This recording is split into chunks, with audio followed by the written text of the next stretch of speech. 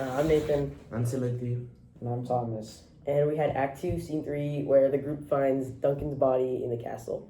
In relation to this, I researched how stress can impact decision making. What did you research, Timothy? I researched how different people process grief differently. What did you research? I researched how ambition could be harmful to you if you don't do it correctly.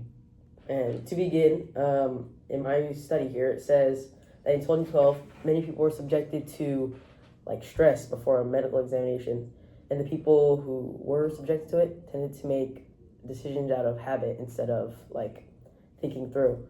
For instance, in the play, Lennox and Macduff, once they find the body out of impulse, start to create panic and more disaster because they run around the castle screaming and saying, "Oh, we need to wake everyone up." And that can kind of links to the next part here, where the brain can enter a survival mode when in high levels of stress, which can be positive. Like, for instance, with Thomas's research of ambition, and because Macbeth and Lady Macbeth were so ambitious, they were able to act calm and collected in the morning despite knowing the murders. However, the brain can also make illogical decisions, like Donalbain and Malcolm, who both panic instead of trying to back themselves up when they're kind of accused. Not really, but when they instead of protecting themselves, they just flee to a different country, make them look way more suspicious. And that can kind of tie into Thomas's ambitions with Macbeth and Lady Macbeth. Yeah. So in this source, it talks about how what is it? Oh yeah. How you should create more or by doing less, and I can contrast to that with Lady Macbeth, how she tries to urge Macbeth to do more and more, he frame the guards and erase the evidence, all that stuff, and I can make her more irritated and edgy or on edge. And another thing is drawing boundaries between work and personal life.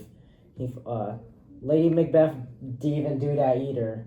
Yeah, she just screaming at Macbeth to achieve into becoming king and queen instead of balancing it out and wondering if it would affect her husband's mental health. And another thing is use self-reflection to set her own experiences, and she never does self-reflection until later on in the story. And then she ends up killing herself because of it. Yeah, she ends up killing herself because of the guilt. This also relates to my article where I researched about grief and how different people process grief. And for example, during our play, for example, Macbeth, he knows that he's killed Duncan, but he's fearful, kind of because he's scared that they'll find him guilty. But while others Malcolm and Donalbain, you guys, their initial thoughts were just to run away from the grief because they were scared that they were gonna get killed next. And unlike Banquo, which was really surprised about the king's death, we can portray these characters with their emotions, heavily on emotions, because all of our research is about people's emotions. And during our play, this is where we find Duncan's death. And so we can focus a lot on their emotions and more on how they act after learning the news of the king's death. Yeah, and for instance, Lennox and Macduff, the way they respond to the grief is by panicking, obviously, right? And yeah, furthermore on Macbeth's response to the grief, he just goes along with it better instead of cracking under the pressure. Yeah, he just he stays calm, he pretends to be panic and scared and distraught, but instead he just calm and even though he knew what things he are did. going to plan. Yeah.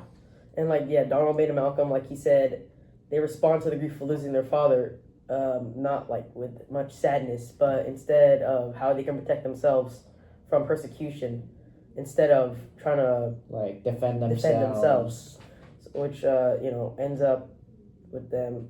Like Being more framed. more Being framed and being more suspicious than they should be. Yeah, and also with Donalbain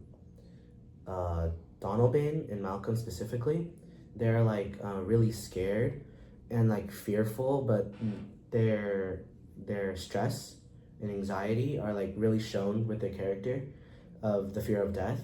Also because of Banquo, his way of processing grief was just he was just scared and like surprised that this happened. With like other characters too, like Macbeth, Macduff, and Lennox, and so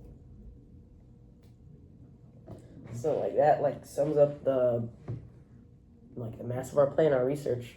Yeah. Alright. Now we cut to the play. our knocking has awakened him. Here he comes.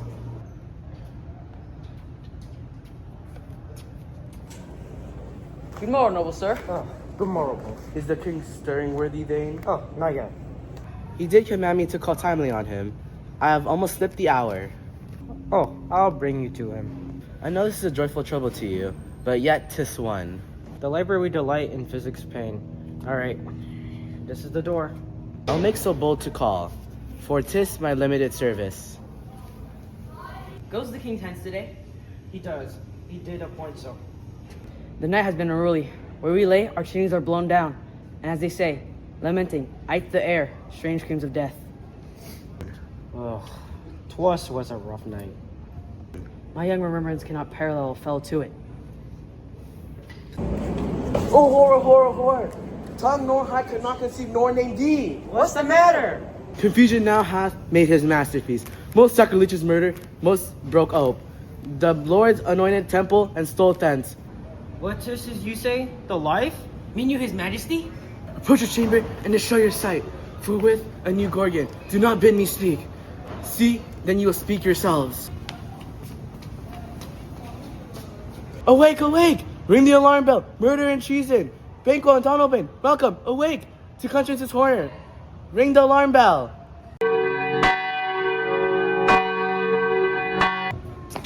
What's wrong? What's wrong? What's wrong? What's the business that such a hideous trumpet calls to parley? The sleepers at that of the house? Speak! Speak! Oh, gentle lady, 'tis not for you to hear what I speak. This repetition in woman's ear, one murder as it fell. Oh, Banquo, Banquo, our royal match has been murdered. Whoa! Alas, in our house? Too cruel anywhere. Dear Duff, I prithee, contradict thyself, and say it is not so.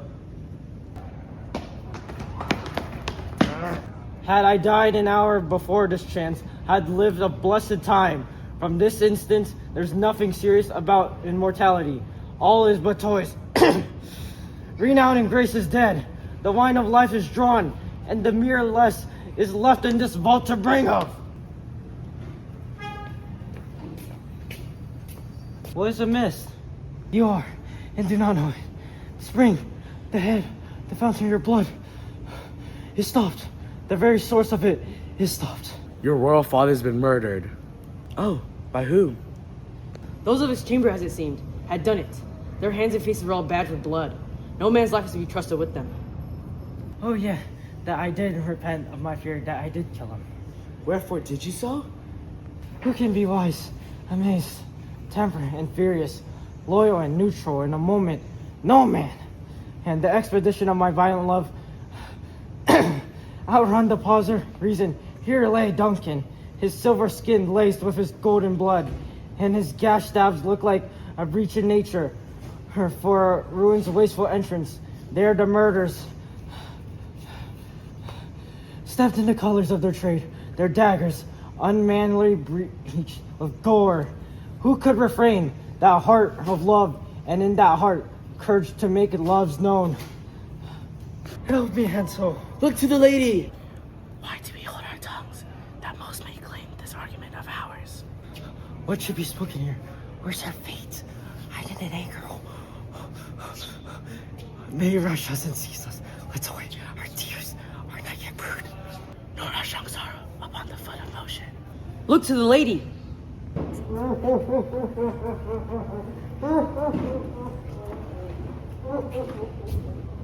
And when we have our naked fertilities hid that suffer an exposure, let us meet and question this most bloody piece of work to know it further against the undivulged pretense I fight of treasonous malice. And so do I. So all, let's put the manly readiness and meet in the hall.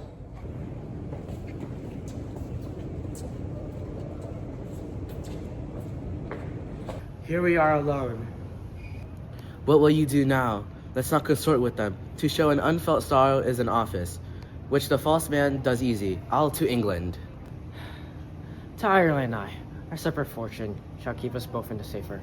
Where we are, there's daggers and men's smiles, the near in blood, the near bloody. This murder of shafts that shot hath not yet lightened, and our safest way is to avoid the aim. Therefore, to horse. And let us not be dainty of leave-taking, but shift away. There's warrant in the theft which steals itself where there's no mercy left.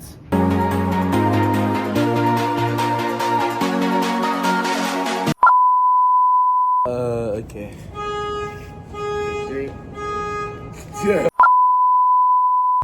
Or horror. I forgot the rest of the Oh, horror. No heart nor he cannot. Nor heart or what?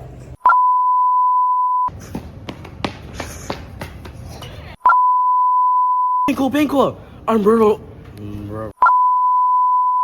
My young remembrance cannot parallel felt yet. And so all. Let's put And so do I. let's put the manly.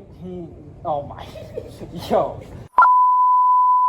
Yeah, I researched how ambition can affect, or like, oh my.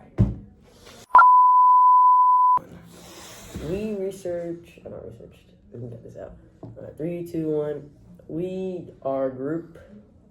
Oh crap. We are seen to wait. Oh my. Okay, let me just. Lead to positive outcomes, like that when Macbeth Macbeth. Macbeth.